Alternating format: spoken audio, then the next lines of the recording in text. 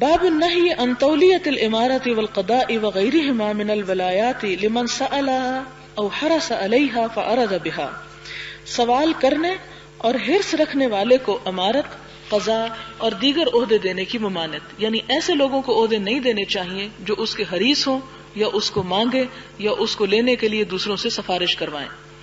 حضرت ابو موسیٰ اشعری رضی اللہ تعالی عنہ سے روایت ہے، فرمایا میں اور میرے چچا زاد بھائیوں میں سے 2 آدمی حضور صلی اللہ علیہ وسلم کی خدمت میں حاضر ہوئے۔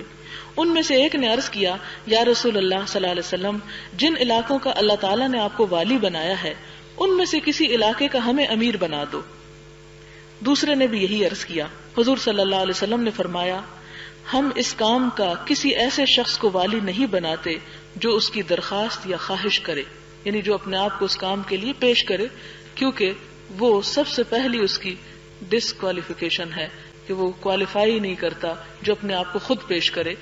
ہاں اگر اس کے اوپر ذمہ داری آ پڑے تو پھر اگر وہ کمزور بھی ہے تو اللہ تعالیٰ اس کی مدد کرے گا اگر اس کی نیت درست ہے۔ دعا کر لیتے ہیں۔